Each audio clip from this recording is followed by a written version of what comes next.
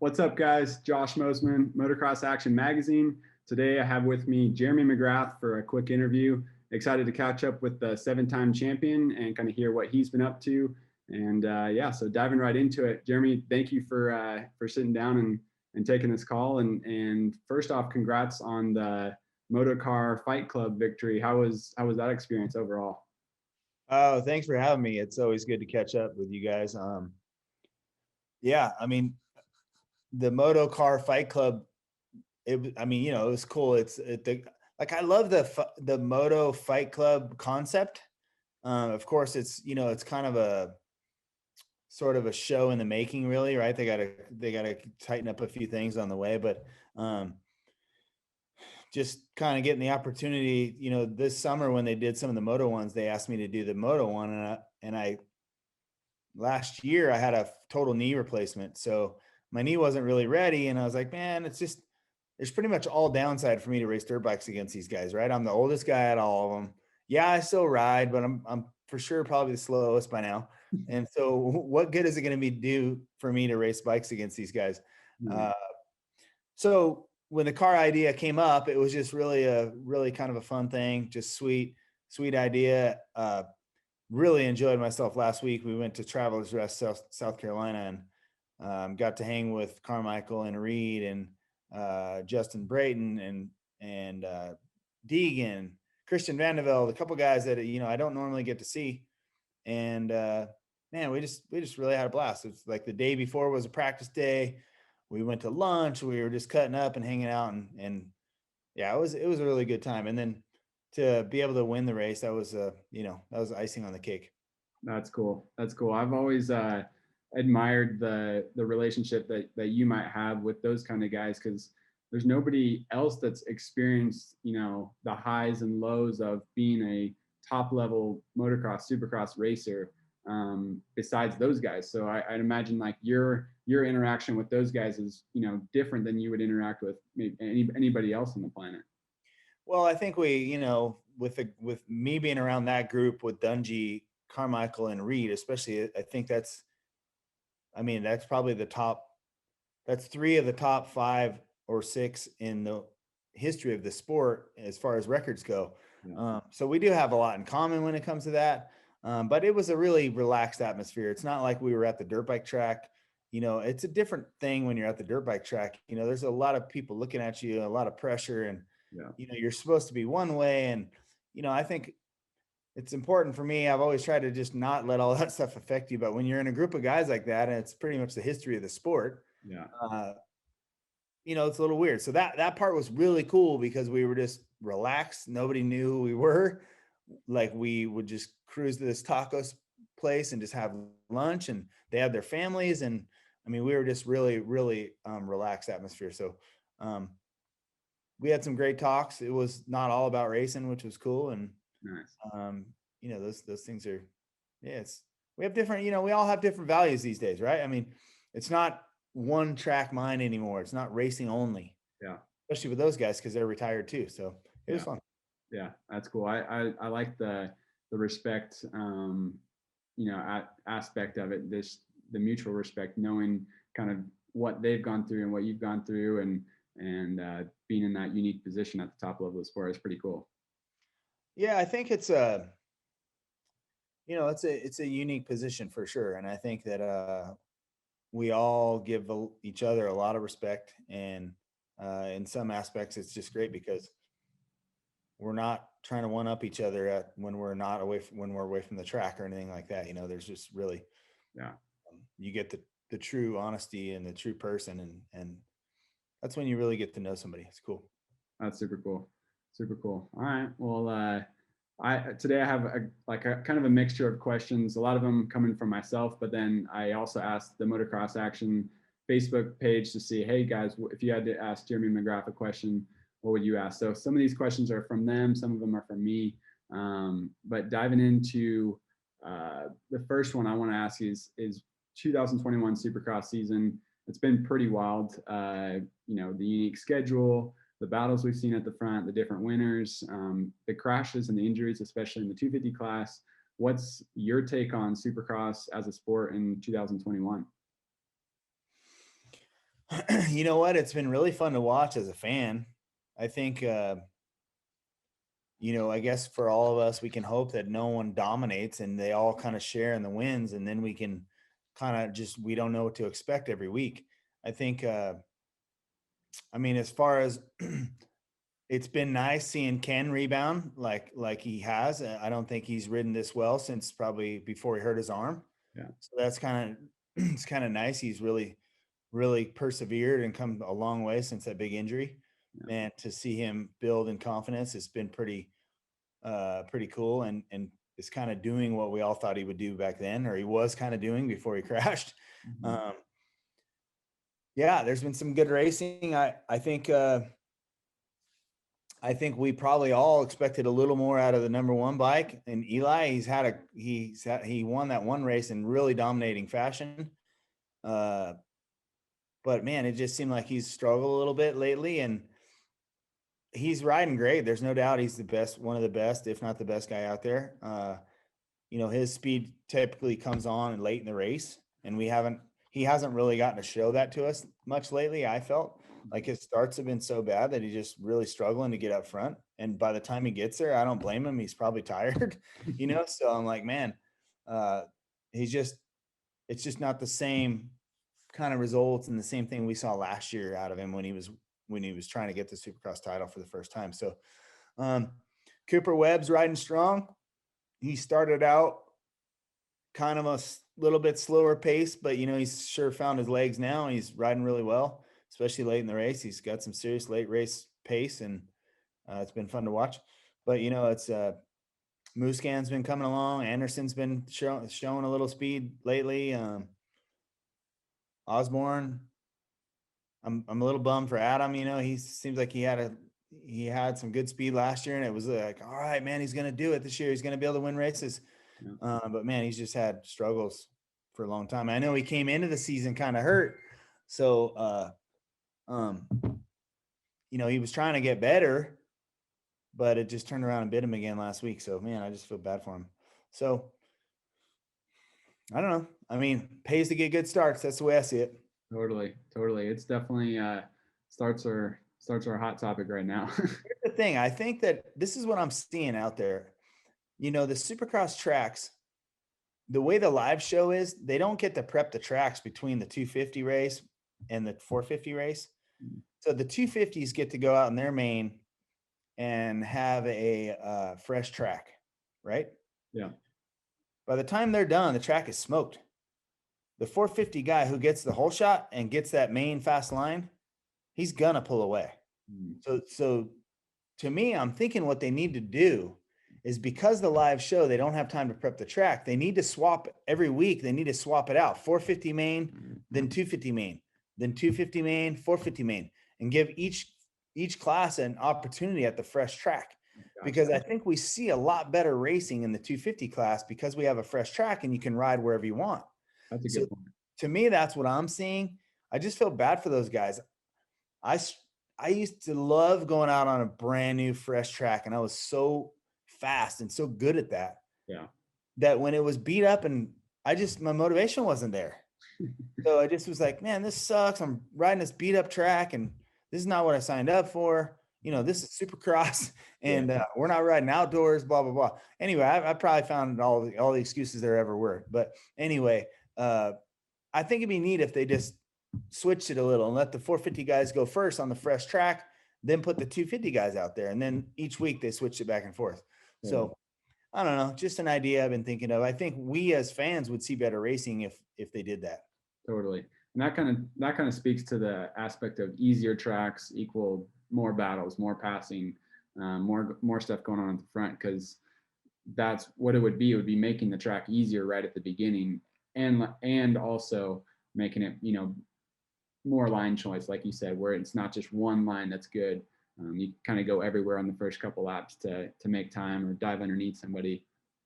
Yeah, I think so. And I think, what we all as fans would love to see is all the top guys at the top of the field, right? So if a guy like Eli gets a bad start, he would have a better time catching up in those first 5-8 laps before the track got totally screwed up. Totally. And then all the top guys would be at the front, and we'd see some better racing instead of a kind of a stretched out field. So Totally. I don't know, I still love watching. I'm just a huge fan of the sport. I love it. And, I can sit there and nitpick it all day, but the racing's been good. I like it. Yeah, it's definitely been exciting this year. That's for sure. Yeah. That's for sure. I want to ask too, which rider since you've retired, so since that year to now, doesn't have to be a current racer. Which one has impressed you the most as a whole, Supercross, motocross? Which rider? I mean, I think Osborne really. Wow. He's his way of the kind of the path that he chose to get where he's at has been so unique. Totally. And he's really made something out of it. Has anyone ever come from the GPs and came over here and actually like an American guy and came back here and actually made that work out? He's done a really good job. I think, the other guys that have kind of risen up, they've taken the path that we typically see, right? But in this case, I think his path was pretty unique, and he's made it work, and he's made it work well. So it's cool. Totally. Yeah. I wasn't expecting that one, but that was a good one. I really, really appreciate that.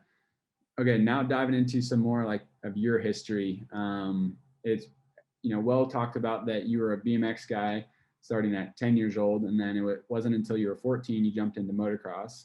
Mm-hmm. I heard that I don't know, you can confirm if it's true or not, that your dad, he owned a BMX team and you guys were both, hard into BMX. And then when you decided to get more into motocross, he put $500 into an account and said, okay, here's my investment, make it last. Is that true? Or am I hearing something? No, I mean, it's partially. Here's the thing. My parents have given me all the support I ever needed, right? My dad's an auto mechanic by trade.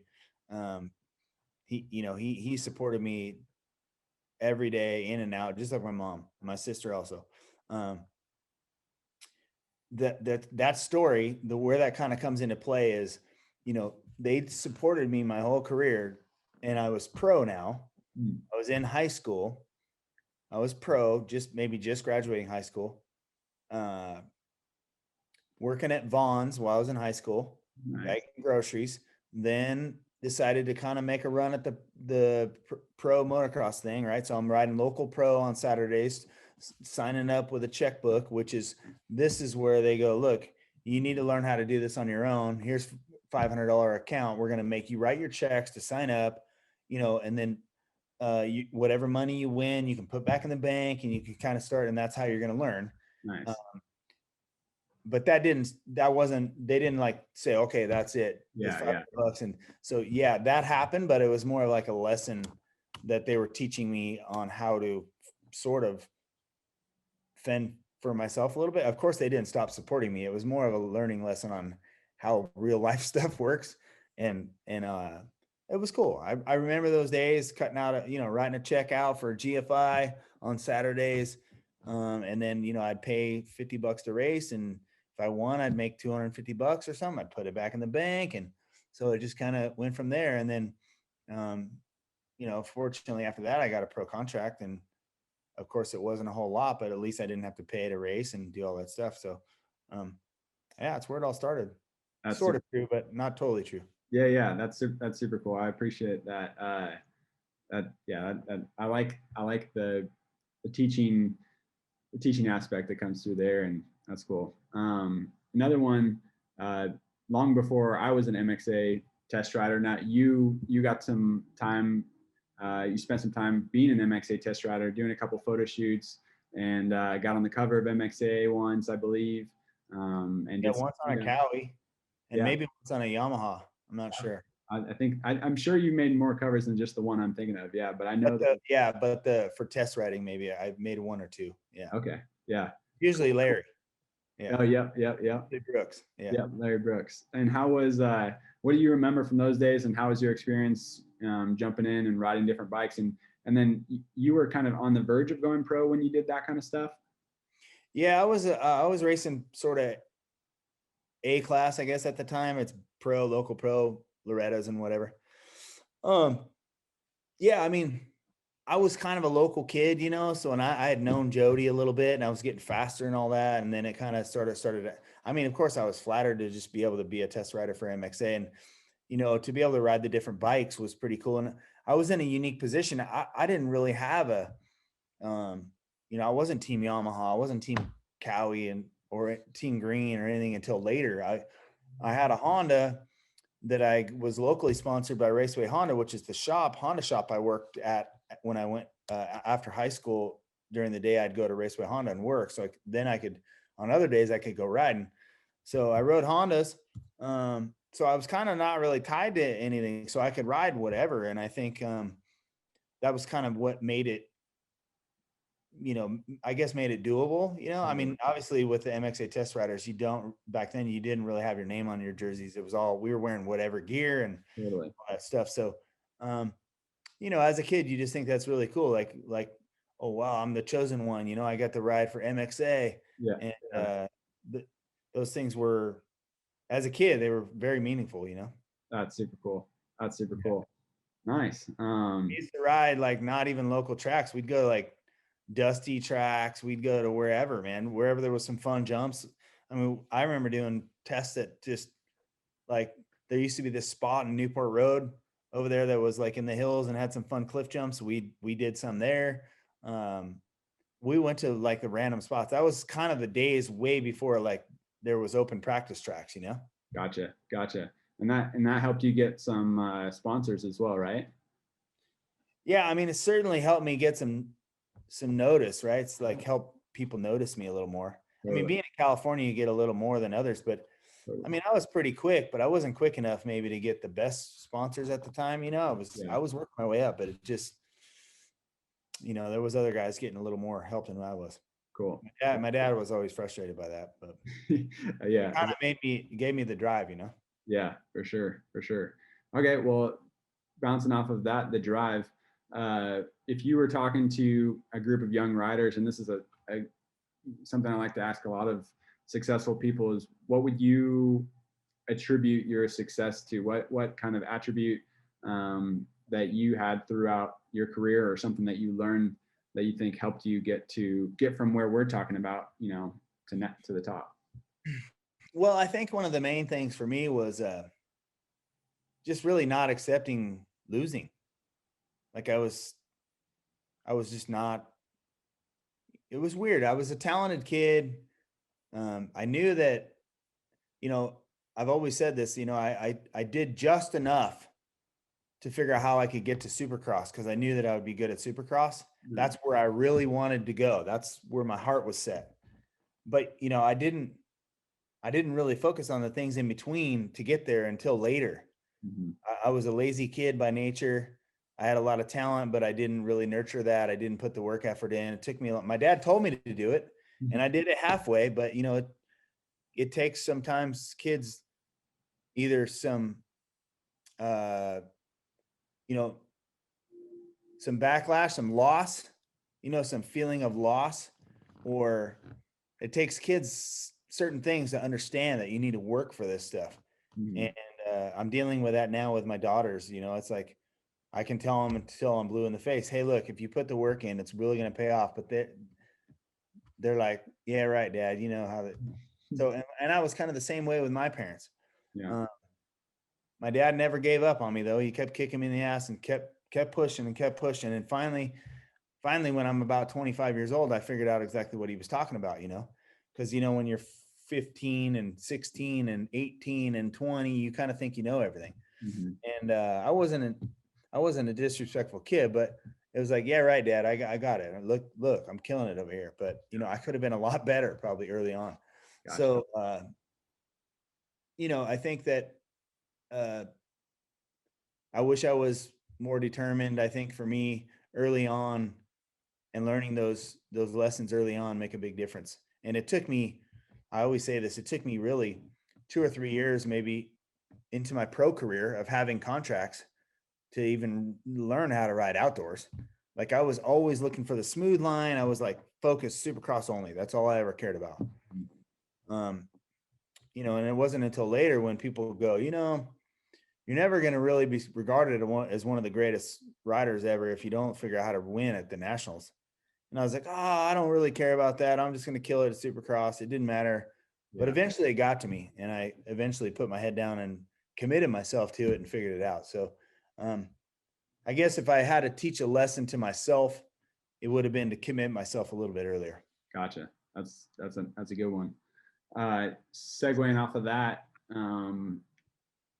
it's been said obviously many times that your era, like ushered in the training era. It was kind of the peak for parties and free riding for the top level riders. And then, Carmichael came in and he was training on a different level that we hadn't seen before. Where do you think the sport is now with that type of thing? And I'm interested to know, you as a rider, if you spent time free riding and having fun on your motorcycle, do you think that having fun on your motorcycle aspect helped you on the racetrack? And do you think that's something that some of these guys are missing today? Or do you think where they're at today is where they need to be? It's hard to say what level anyone would ever be at if they did something different, right? I mean, because we're seeing the best of the best. Totally. I know that for me, being able to be creative and show off and go out and ride in those videos and go do big jumps, and really you're selling yourself on what you can actually do. You're finding your limits and all that stuff. I didn't really care. I mean, I put in the work. I wanted everyone to think I wasn't working, and I put in the work, but I also made it known that I was out there playing too. And I liked it. But I don't think I have passion for bikes way more than just be on the racetrack, and I don't know if I would have been the same if I wouldn't have had that creative freedom to go out and do that stuff, when Carmichael came in and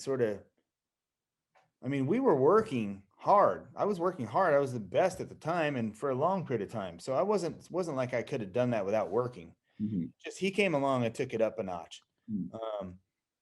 And then I go, well, okay, well, I'll take it up a notch. And then I just buried myself. So it really, it backfired on me because I loved how I felt when I went hard and started training way harder, but I just couldn't ride my dirt bike. So I turned into a bicyclist and things I really wasn't. I was a dirt bike rider. Yeah. So, I don't know. I think some of that creative freedom really made my career last a long period of time because I was able to keep the passion for the racing. If I was just riding laps every day, I mean, look at Carmichael. He quit when he was 27.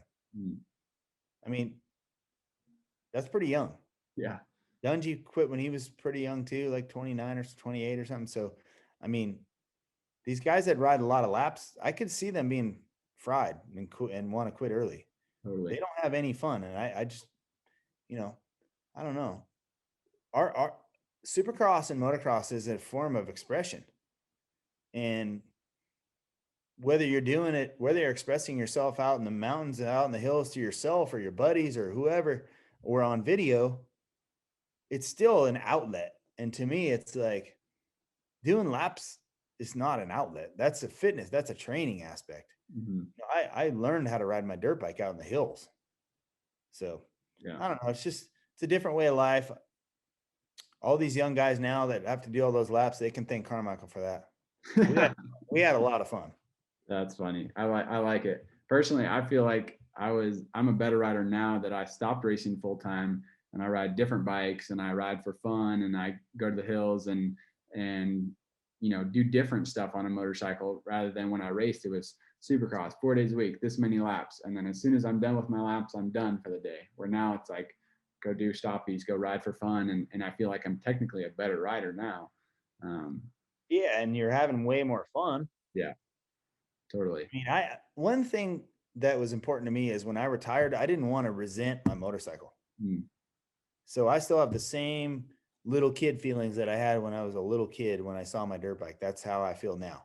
That's pretty cool. And I think that you can look and see some of these guys that retired in the last 5, 6, 7 years.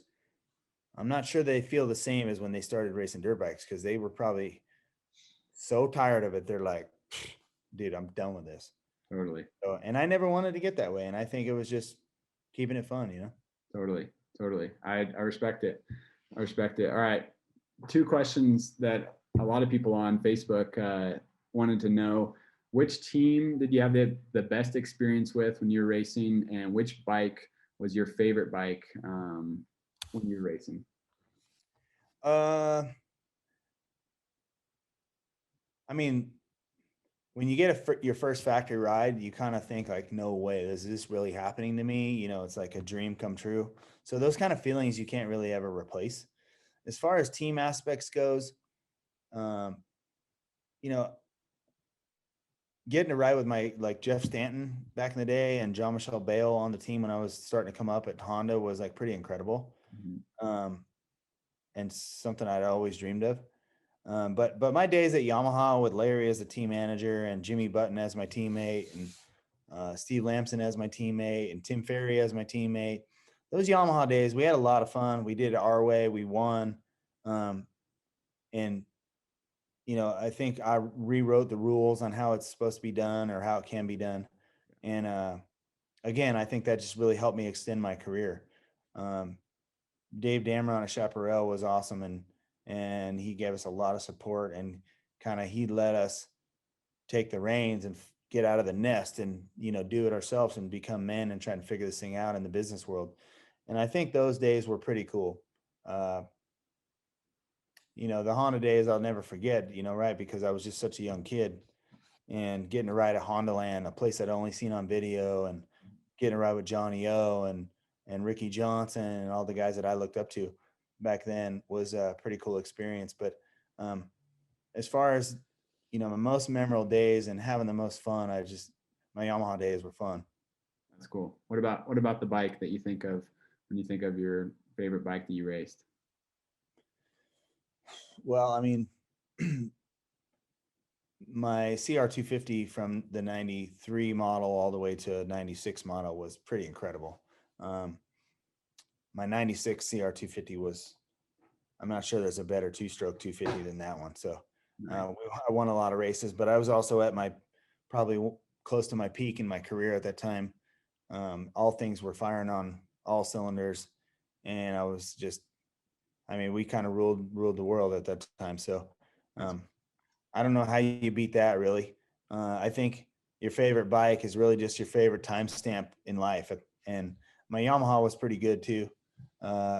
We got that thing working really good, and all we did is we tried to make it like the CR250 in '96. So, and we got it pretty close, and was able to win a lot of races with that bike.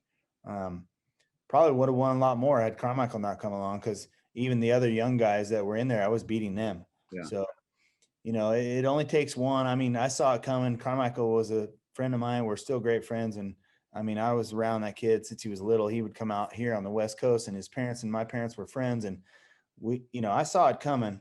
I guess when he moved up to the 250 class, I'm lucky that it took him 3 seasons to beat me. So I got a couple extra seasons there while he was trying to figure it out Yeah. before he really took over. But, you know, those days were just stuff I'll never forget, man. It's just really, really awesome. That's cool. All right, that segues into my next question. 93, the steel frame. Did you use that same frame for 94, 95, and 96? Mm-hmm. Nice. Same frame. That's Every year they would bring out a new bike, a new frame, and we'd build it all up, and I would try it. And even 95, I think, maybe it was 94. I raced the new bike for the first couple races, really was struggling on my starts and all that. Switched back to my old bike, just started killing. nice. And so every year I rode the new bike, but something about that 93 just worked well for me. And yeah, I was distraught when they brought that aluminum frame out in 97. I was just like, oh, you're going to take this beautiful bike and you're going to go to that. Yeah, that was in my mind, that was a giant mistake on Honda's part. Yeah. But, And with, you know, that's kind of what drove me away from them. It wasn't anything else. It was just, I couldn't ride the bike. And thank God for Mel Harris and the boys of Suzuki.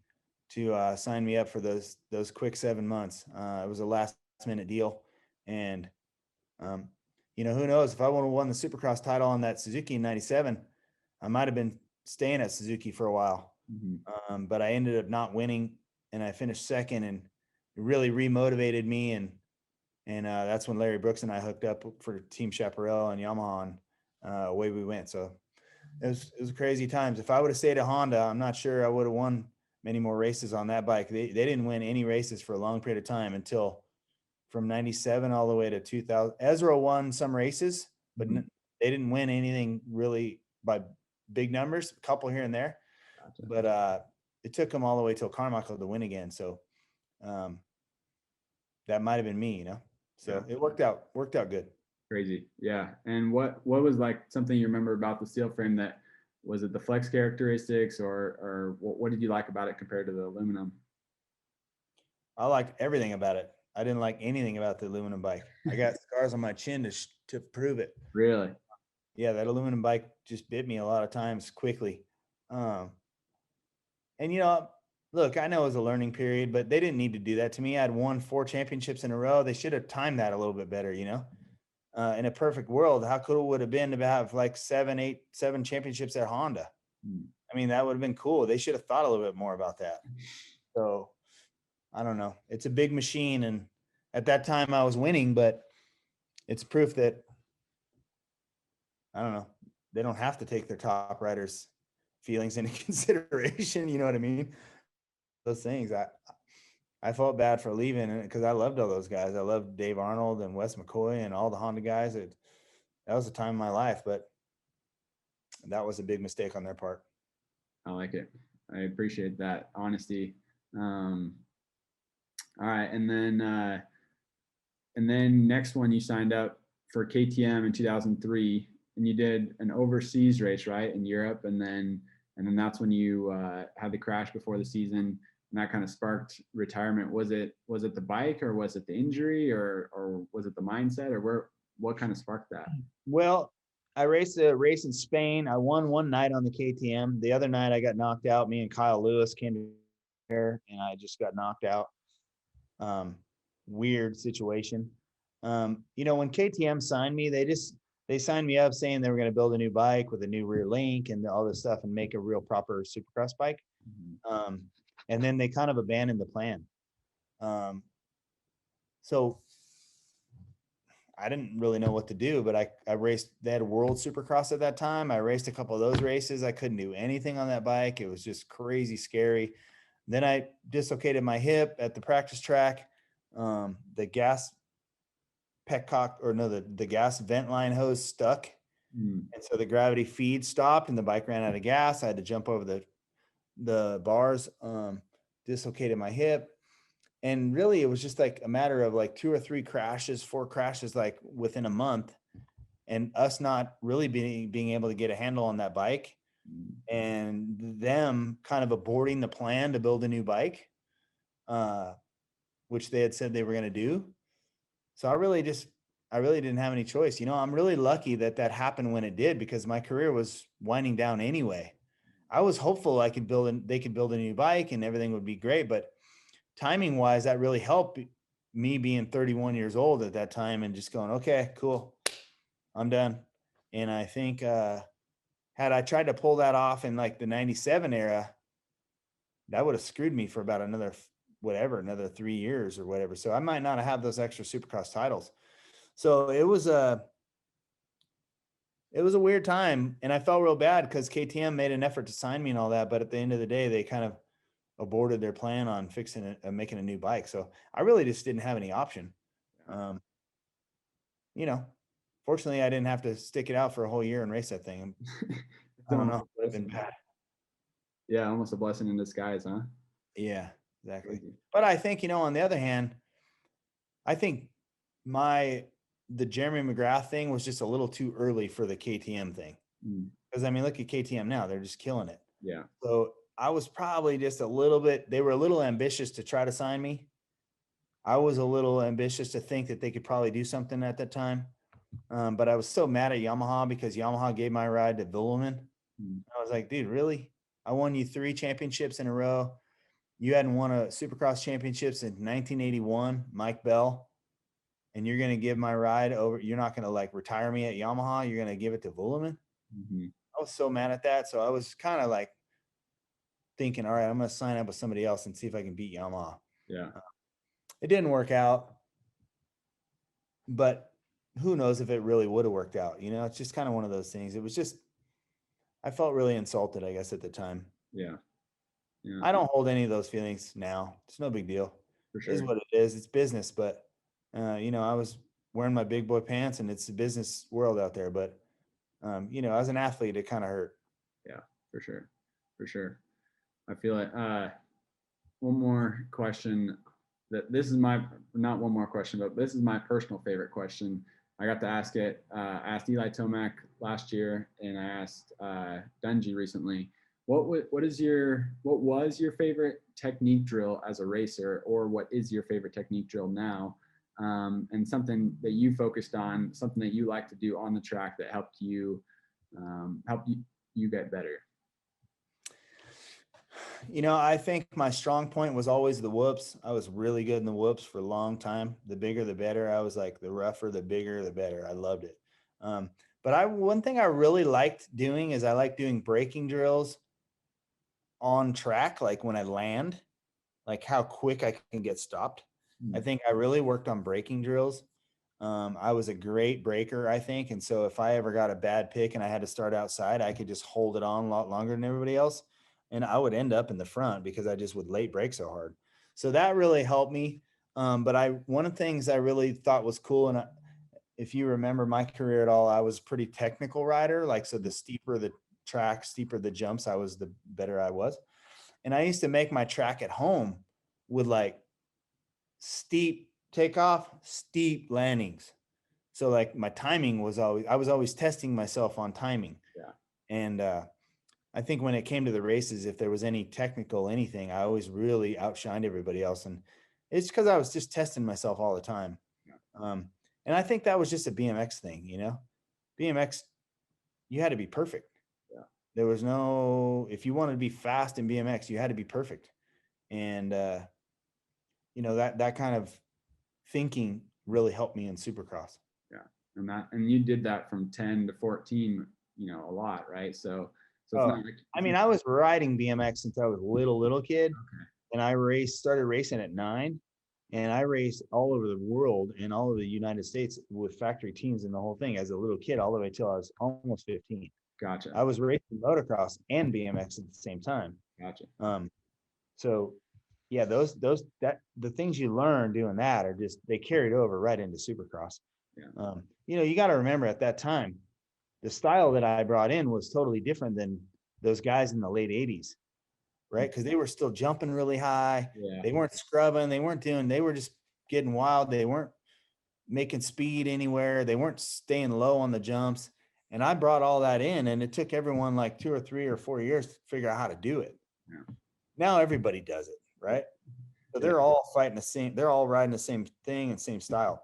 When I came in, I was like, I had a new style of all my own, and it was way faster than everybody. So I had a huge advantage. Yeah. It took 2 or 3 or 4 years before everyone picked up what I was doing and figured out how to do some of it.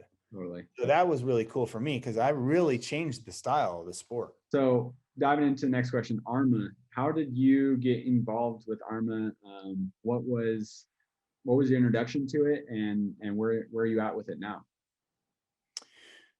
Well, I think Scott Sepkovic is a friend of mine. We've done a lot of business together over the years. He was a big ally of mine at Spy. He's helped me with deals throughout my whole career.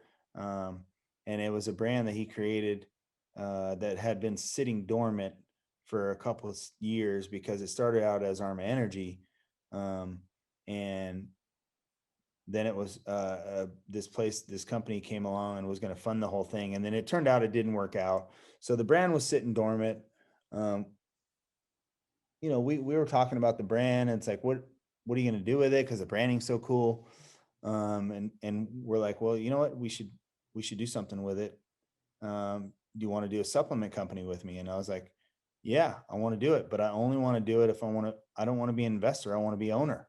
Mm-hmm. So I've invested in a lot of businesses along the way, and I didn't really have any say so. So it was important to me to be owner. So I'm one of the partners with Scott.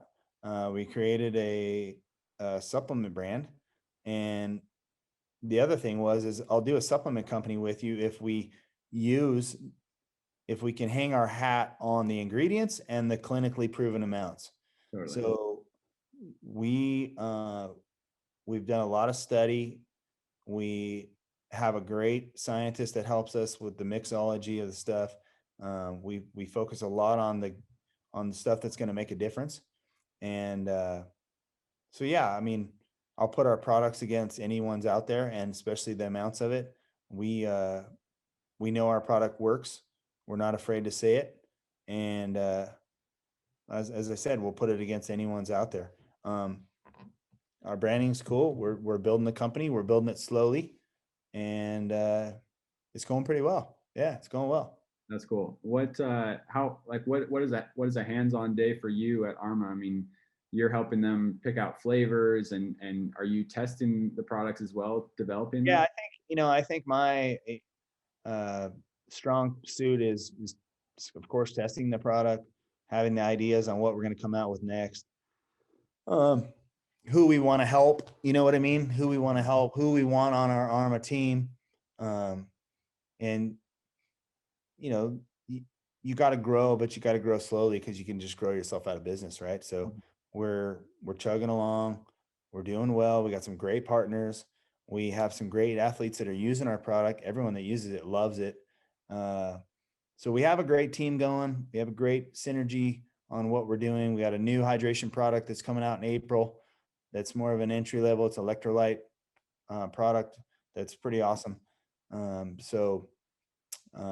Yeah, I just think that if you're into supplements, you should give ours a try, because it's second to none, to be honest. That's awesome. I'm Yeah, not saying that. I've used a lot of supplements my whole life, and this stuff works good. yeah. I've used the Blitz before. I dig it for sure. Yeah, Blitz is amazing, huh? Yeah. Like a Ferrari. Yeah, it's pretty good. Pretty good. That's cool. And so, Jeremy, you got Nick Way, Adamson Cirillo. Those guys are working in Chad Reed as well. Are those guys owners, or are partners, or sponsored riders, or? Nick Way is an owner with us, and I guess Chad and Adam are too, in a small way. But they're part of our program. Cool. They have a lot of say so when it comes to the testing. Nick's really in tune with that, especially with Adam. I know Adam's entire race day diet exists of only Arma products. Wow. So with our protein, with the Blitz, and then with the Arma Fire for a little pick me up in the morning or in the afternoon, or maybe before a moto. Stuff's awesome. So I'm excited about our new product. It's going to be called Hydrate. It's coming out in April, which is something you can sip on all day long. So yeah, we're just growing and trying to just, pull all the right levers to get it to go. And I know our branding's strong, and we got a great team of guys. So we got a bright future. Totally. Awesome. Well, that sounds good to me. Thank you very much for joining me, and I appreciate you spending the time. Yeah, of course. Anytime, man. You ever want to chat, just give me a call. No worries. I love, of course, talking about moto. So Of course, anytime you want to talk, hit me up.